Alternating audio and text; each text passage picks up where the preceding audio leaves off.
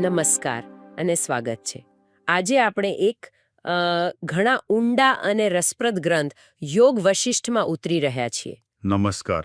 ખાસ કરીને પુસ્તક 4 સ્થિતિ પ્રકરણ એના અધ્યાય 49 થી 56 પર આપણે ધ્યાન આપીશું. બરાબર. આપણી પાસે જે સ્ત્રોતો છે એ જીવનમાં જ મુક્તિ એટલે પેલી જીવન મુક્તિ એ કેવી રીતે શક્ય બને અને મન અને વાસ્તવિકતાનો એમાં શું રોલ છે એ સમજાવવાનો પ્રયત્ન કરે છે. આપણો આશય છે કે આજે થોડા જટિલ લાગે એવા વિચારોમાંથી મુખ્ય સમજણ શું છે એ તારવીએ. બરાબર કહ્યું. અને આ અધ્યાયોમાં ખાસ તો ઋષિ દાસુરની કથા અને એમના જે ઉપદેશો છે એ મુખ્ય છે. હા, યોગ વશિષ્ઠની સ્ટાઇલ જ છે, ખબર છે, કે રૂપકો અને વાર્તાઓથી ગહન સત્યો સમજાવે. અને આ અધ્યાયો તો એના શું કહેવાય ઉત્તમ ઉદાહરણ છે. આપણે જોઈશું કે દાસુરના જે અનુભવો છે, એમની જે સમજ છે, એ આપણને ભ્રમણાઓથી, ખાસ કરીને આપણા પોતાના મનની બનાવેલી ભ્રમણાઓથી પર થવામાં કેવી રીતે મદદ કરી શકે, જેથી જીવતા જીવતા જ એક શાંતિનો અનુભવ થાય. હા, અને આ જીવન મુક્તિનો વિચાર જ મતલબ બહુ જ અલગ છે, નહીં? કે મુક્તિ માટે શરીર છોડવાની રાહ જોવાની નથી, પણ આ સ્થિતિ સુધી પહોંચવું કઈ રીતે? મને લાગે છે શરૂઆત બ્રહ્માંડને એક નવી રીતે જોવાથી થાય છે. અધ્યાય 49માં પેલું કદંબવનનું વર્ણન છે એ ખૂબ કાવ્યાત્મક છે. ખરેખર. અને એ વર્ણન ખાલી કાવ્યાત્મક જ નથી, પણ ઊંડા દાર્શનિક સત્ય તરફ ઈશારો કરે છે.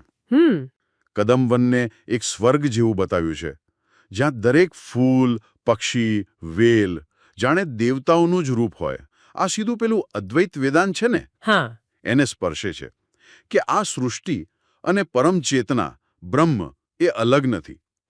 જે પણ દેખાય છે એ પેલી દિવ્યતાનું જ એક પ્રગટ રૂપ છે. જેમ કે પેલો મોર. હા, મોરને દિવ્ય સૌંદર્યનું પ્રતીક કયા છે. પેલી મધમાખીઓનું ગુંજારો એ જીવન અને ભક્તિના ચક્રનું સૂચન કરે છે. આખું વન જાણે બ્રહ્માની સર્જન શક્તિનું લાઈવ ડેમોન્સ્ટ્રેશન હોય એવું લાગે. અને પેલું કદંબ વૃક્ષ કૂતે એને શાણપણ અને સ્વર્ગ પૃથ્વી વચ્ચેના સેતુનું પ્રતીક કહ્યું છે. એટલે અહીં પ્રકૃતિને ખાલી ભૌતિક નહીં, પણ ચેતનાના પ્રતીક તરીકે જોવાની વાત છે. બિલકુલ. અને આ જ દ્રષ્ટિ છે ને એ અધ્યાય 50માં વધારે સ્પષ્ટ થાય છે. જ્યારે દાસુર પેલા કદમવૃક્ષની ટોચ પરથી આખા બ્રહ્માંડને એક વિરાટ દિવ્ય અપ્સરાના રૂપમાં જુએ છે. ઓહ, પેલું નદીઓ એના હાર, પર્વતો સ્તંભ, સૂર્યચંદ્ર કુંડળ. હા, એ જ. આ કોઈ ખાલી કલ્પના નથી, પણ એક ધ્યાનની અનુભૂતિ છે, જ્યાં બધી ભિન્નતાઓ ઓગળી જાય અને સૃષ્ટિની એકતા, એનું કનેક્શન દેખાય. મહત્વનો મુદ્દો એ છે કે આખું વિશ્વ એ એક જ તત્વનું નૃત્ય છે. પણ પછી અધ્યાય 55માં એ જ કદંબ વૃક્ષનું વર્ણન લગ્નના પોશાકમાં સજ્જ હોય તેવું આવે છે. આ શું એ જ દિવ્યતાની વાત છે કે પછી કંઈક બીજું કહેવા માંગે છે? અહીં થોડોક શું કહેવાય સૂક્ષ્મ ભેદ છે.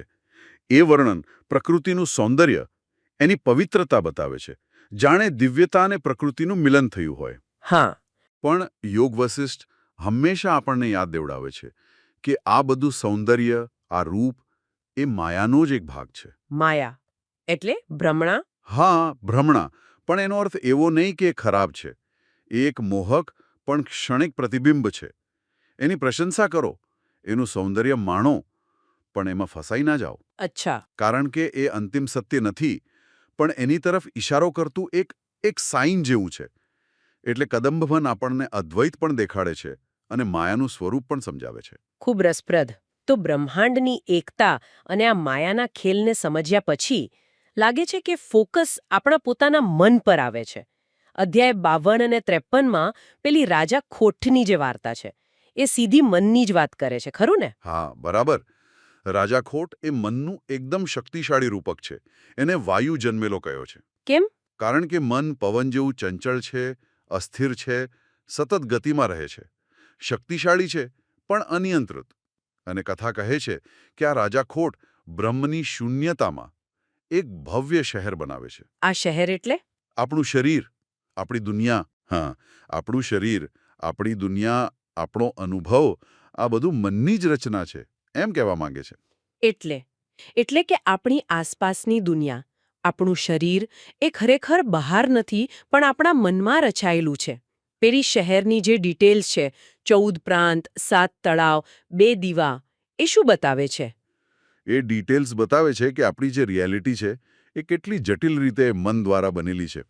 14 પ્રાંત એટલે કદાચ જુદા જુદા લોક અથવા અનુભવના લેવલ્સ. 7 તળાવ એટલે કદાચ અસ્તિત્વના 7 સમુદ્રો. અને સૂર્યચંદ્ર એ તો દ્વૈતનું પ્રતીક છે. સારું ખરાબ, દિવસ રાત, સુખ દુઃખ. હમ અને આ બધું ક્યાં રચાયું છે? બ્રહ્મની શૂન્યતામાં. મતલબ કે મૂળમાં તો શુદ્ધ ચેતના સિવાય કંઈ નથી, પણ મન એના પર આખી દુનિયાનું ચિત્ર ઊભું કરે છે. આ સમજવું એ જીવન મુક્તિ તરફનું મોટું પગલું કહેવાય. ચોક્કસ. કારણ કે જો દુનિયા મનની રચના છે, તો મનને સમજીને, એને બદલીને આપણે આપણા અનુભવને બદલી શકીએ છીએ. પણ આ રાજા ખોટ્ટ એટલે કે મન થોડો તાનાશા જેવો નથી લાગતો? અધ્યાય 53માં કહે છે કે એ પોતાની અનંત ઈચ્છાઓ પૂરી કરવા માટે સતત ભવિષ્યના ઘર માટે નવું મકાન બનાવ્યા કરે છે. આ થોડું ડરામણું લાગે. હા, એ ચેતવણી જ છે. આ નવું મકાન બનાવવાની વાત એ સીધી પુનર્જન્મના ચક્ર એટલે કે સંસાર તરફ ઇશારો કરે છે. ઓહ, મન પોતાની ઈચ્છાઓ, પોતાની ઓળખ, હું શરીર છું, હું આ છું, સાથે એટલું બધું જોડાઈ જાય છે કે એ સતત નવા અનુભવો, નવા શરીરો અને નવા દુઃખોનું નિર્માણ કરતું રહે છે. અને શરીરને પણ એક ઘર કહ્યું છે જેમાં 9 તિરાડો છે. બરાબર.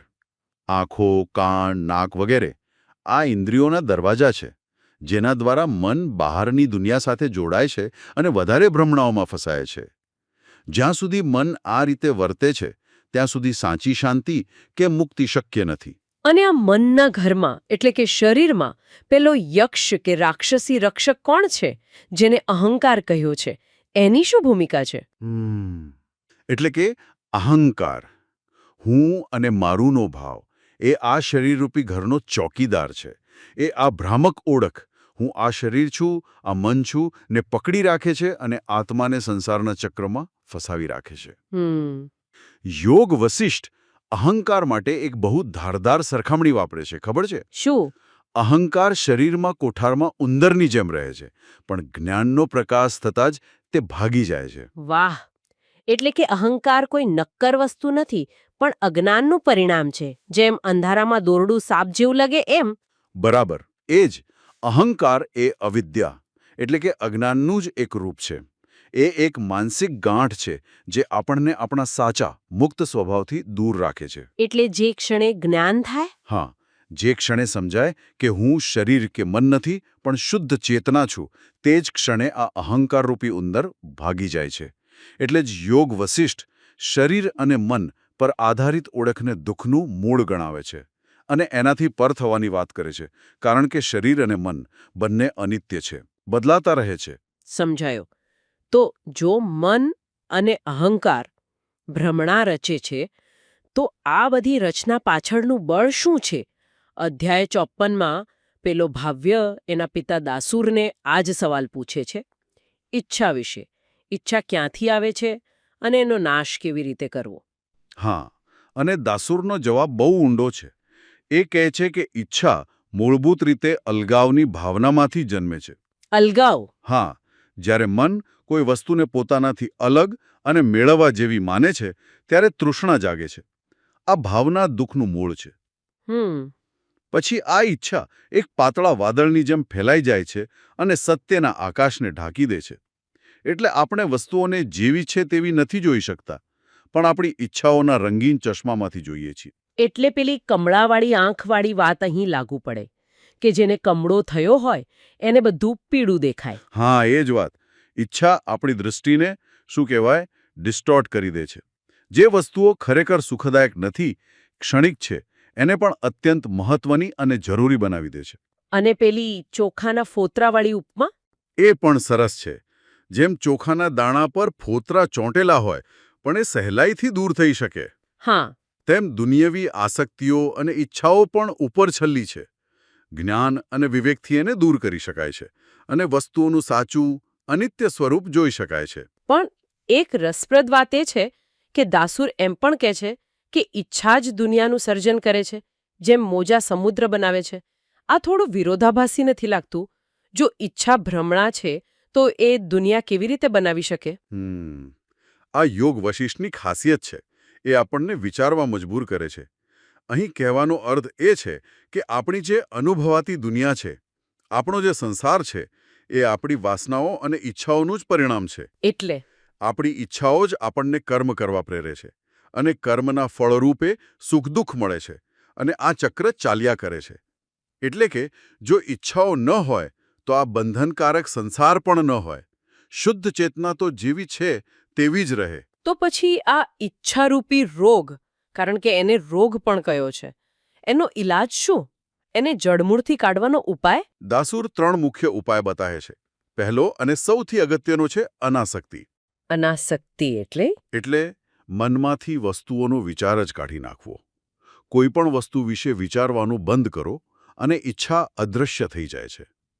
આ બહારથી ત્યાગ કરવાની વાત નથી, પણ અંદરથી મમતા છોડવાની વાત છે. અચ્છા, બીજો? બીજો ઉપાય છે આત્મપૃચ્છા, એટલે હું કોણ છું? આ જગત શું છે? આવા સવાલો દ્વારા સ્વ અને જગતની અવાસ્તવિકતાને સમજવી. જ્યારે સમજાય કે બધું અનિત્ય છે, મનની રચના છે, ત્યારે ઈચ્છા કોના માટે કરવી? અને ત્રીજો? ત્રીજો ઉપાય છે ધ્યાન. મનને પરમ આત્મા, શુદ્ધ ચેતના પર સ્થિર કરવું. જ્યારે મન શાંત અને એકાગ્ર થાય છે, ત્યારે ઈચ્છાઓ આપોઆપ શમી જાય છે. અહીં મુદ્દો ઈચ્છાને દબાવવાનો નથી, પણ એની નિરર્થકતાને સમજીને એનાથી મુક્ત થવાનો છે. આ સમજણ જ જીવન મુક્તિનો આધાર છે. અચ્છા, તો મન, અહંકાર અને ઈચ્છાના ખેલને સમજીને એનાથી પર થવાની વાત છે.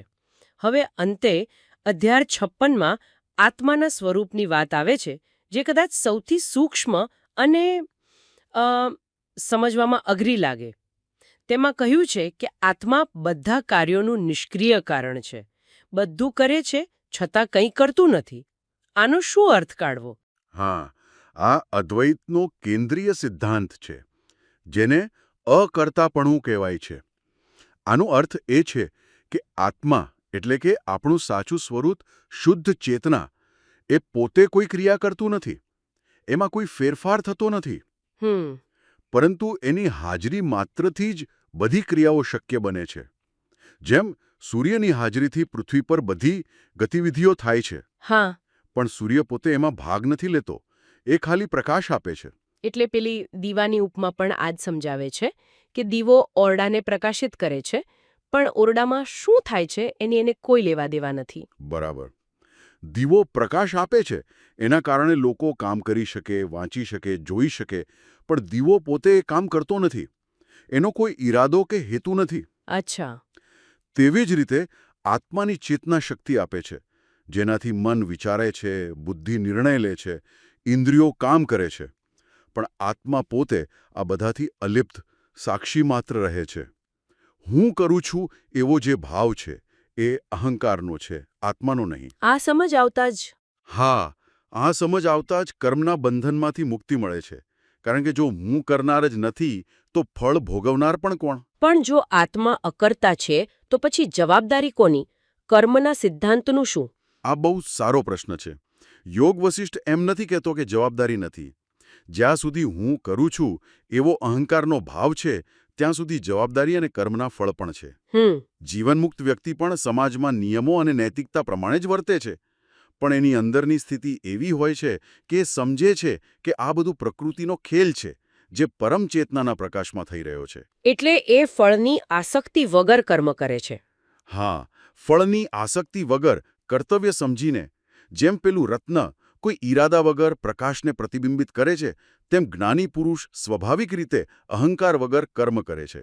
પેલું કુરચી વૃક્ષનું ઉદાહરણ પણ છે કે તે વાદળો નીચે ખીલે છે. ક્રિયાઓ જાણે દૈવી યોજના મુજબ સહેજ રીતે થાય છે, વ્યક્તિગત કર્તાપણાના ભાર વગર. અને શરીરને કાંટાની પથારી કેમ કહ્યું છે? કારણ કે ભૌતિક શરીર એ મર્યાદાઓ, રોગ, વૃદ્ધાવસ્થા, મૃત્યુ અને એના દ્વારા થતા દુઃખો સાથે જોડાયેલું છે. એ અનિત્ય છે, ક્ષણભંગુર છે. જ્યાં સુધી આપણે આપણી જાતને ફક્ત આ શરીર જ માનીએ છીએ, ત્યાં સુધી આપણે આ કાંટાની પથારીમાં જ છીએ.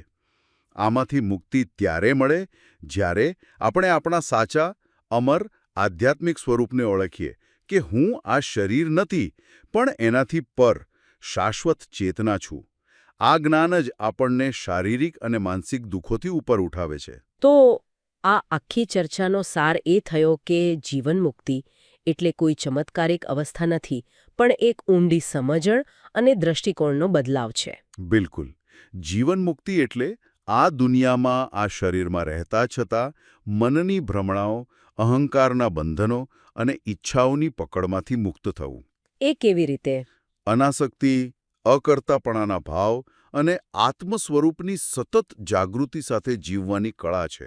એ જગતનો ત્યાગ કરવાની વાત નથી, પણ જગતને સ્વપ્નની જેમ સમજવાની વાત છે. સ્વપ્નની જેમ? હા, સ્વપ્નમાં બધું સાચું લાગે છે, પણ જાગ્યા પછી ખબર પડે કે એ તો મનનો જ ખેલ હતો. એવી જ રીતે જ્ઞાની પુરુષ જગતમાં રહે છે, કર્મ કરે છે, પણ અંદરથી જાણે છે કે આ બધું પરમ સત્ય પર રચાયેલું એક નાટક છે. એટલે અંતિમ સ્થિતિ જે કંઈ ન હોવું તરીકે વર્ણવી છે, એનો અર્થ શૂન્યતા નથી, પણ બધા લેબલો કર્તા, ભોગતા, સાક્ષી એ બધાથી પર થઈને શુદ્ધ, શાંત, સહજ જાગૃતિમાં સ્થિત થવું. હા, એ કંઈ ન હોવું એટલે કોઈ મર્યાદિત ઓળખમાં બંધાયેલા ન રહેવું. એ પૂર્ણતાની સ્થિતિ છે, જ્યાં દ્વૈત નથી, સંઘર્ષ નથી, ભય નથી, ફક્ત શુદ્ધ અસ્તિત્વ, શુદ્ધ ચેતના, શુદ્ધ આનંદ છે. અને યોગ વસિષ્ઠ ભારપૂર્વક કહે છે કે આ સ્થિતિ આ જીવનમાં અહીં અને અત્યારે જ પ્રાપ્ત કરવી શક્ય છે. તો યોગ વસિષ્ઠના આ અધ્યાયોમાંથી આપણે જોયું કે આપણી વાસ્તવિકતા મોટે ભાગે આપણા મનની જ રચના છે. અહંકાર અને ઈચ્છાઓ આપણને કેવી રીતે બાંધે છે અને દુઃખ આપે છે. અને આપણું સાચું સ્વરૂપ, આત્મા, કેવી રીતે ક્રિયાઓની વચ્ચે પણ અલિપ્ત અને મુક્ત રહી શકે છે. બરાબર. કદંબવનની દિવ્યતાથી લઈને રાજા ખોટના માનસિક શહેર સુધી અને ઈચ્છાના વાદળોથી લઈને આત્માના દીવા સુધી દરેક રૂપક આપણને ભ્રમણાના પડડો હટાવીને સત્યની નજીક લઈ જાય છે. સાચી વાત છે. અને આ બધાનો શું કહેવાય કેન્દ્રવર્તી સંદેશ એ જ છે કે મુક્તિ કોઈ દૂર દેશમાં કે ભવિષ્યના સમયમાં નથી. મુક્તિ અહીં અને અત્યારે આપણી પોતાની સમજણ અને દૃષ્ટિકોણને બદલવાથી મળે છે. અનાસક્તિ, આત્મજ્ઞાન અને અકર્તાપણાના ભાવ સાથે જીવવાથી આપણે રોજિંદા જીવનની વચ્ચે પણ શાંતિ અને સ્વતંત્રતાનો અનુભવ કરી શકીએ છીએ. આ જ જીવન મુક્તિનો વ્યવહારુ અર્થ છે. અને અંતે શ્રોતાઓ માટે એક વિચાર. આજની દુનિયામાં જ્યાં આપણે ચારે તરફથી માહિતી, ઉત્તેજના, અપેક્ષાઓથી ઘેરાયેલા છીએ, ત્યાં યોગ વસિષ્ઠનું આ પ્રાચીન જ્ઞાન આપણને કેવી રીતે મદદ કરી શકે? શું આપણા પોતાના અંદર બેઠેલા રાજા ખોટ એટલે કે આપણા અશાંત ભ્રમણાઓ રચતા મનને ઓળખવું અને તેને સમજવું એ જ આજના યુગમાં સાચી શાંતિ અને સ્વતંત્રતા તરફનું પહેલું પગલું નથી? આ પ્રશ્ન સાથે આપણે આજની ચર્ચા અહીં પૂરી કરીએ છીએ.